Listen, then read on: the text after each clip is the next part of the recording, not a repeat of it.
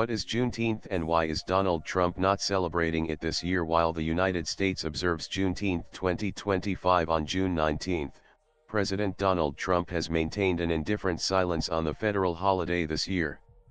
Trump, who honored the day every year in his previous term as president, in fact said the U.S. has too many working holidays, costing the country billions of dollars, even as he didn't mention Juneteenth in his post directly. Juneteenth is a day that marks the end of slavery in the United States.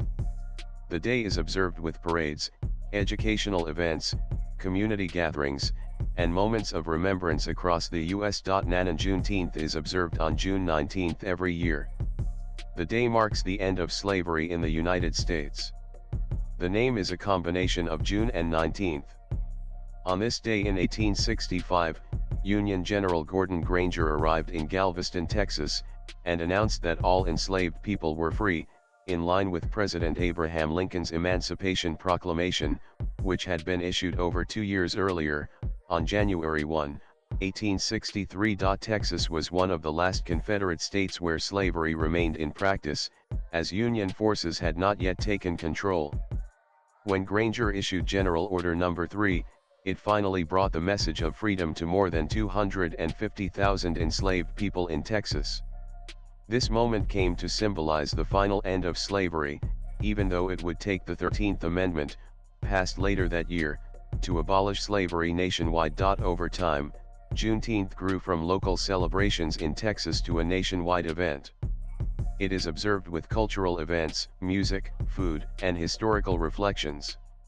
In 2021, Juneteenth became a federal holiday, underscoring its importance as a day of freedom, remembrance, and a continued call for equality and justice. Nana Juneteenth became a federal holiday in 2021, but the journey to the day's national recognition was long and hard-fought. For decades, African American communities across the U.S. celebrated Juneteenth locally, especially in Texas, where it was first officially recognized as a state holiday in 1980. However, efforts to make it a national holiday gained momentum following the racial justice protests of 2020 after the killing of George Floyd.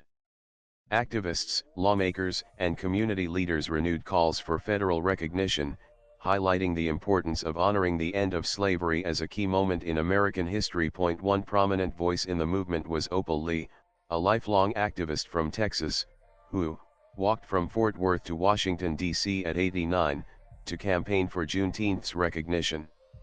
Her dedication and the growing national awareness around systemic racism helped push Congress to act. In June 2021, the Juneteenth National Independence Day Act passed swiftly with overwhelming bipartisan support, and President Joe Biden signed it into law on June 17, 2021.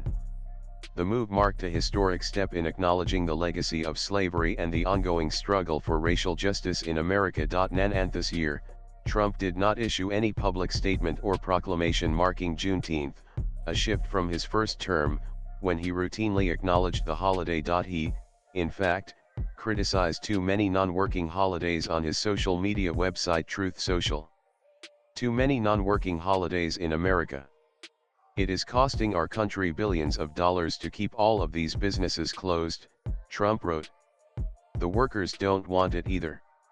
Soon we'll end up having a holiday for everyone's working day of the year. It must change if we are going to make America great again, the U.S. President added. Swipe left for next video. Too many non-working holidays in America. It is costing our country billions of dollars to keep all of these businesses closed. The workers don't want it either. Soon we'll end up having a holiday for everyone's working day of the year. It must change if we are going to make Trump Truth Social posts on X. Trump Truth on X. June 19, 2025. In January 2025, Trump had also signed an executive order dismantling diversity, equity, and inclusion (DEI) programs across federal agencies. This was interpreted as a move to scale back observance planning for cultural and remembrance days like Juneteenth. Latest blogs.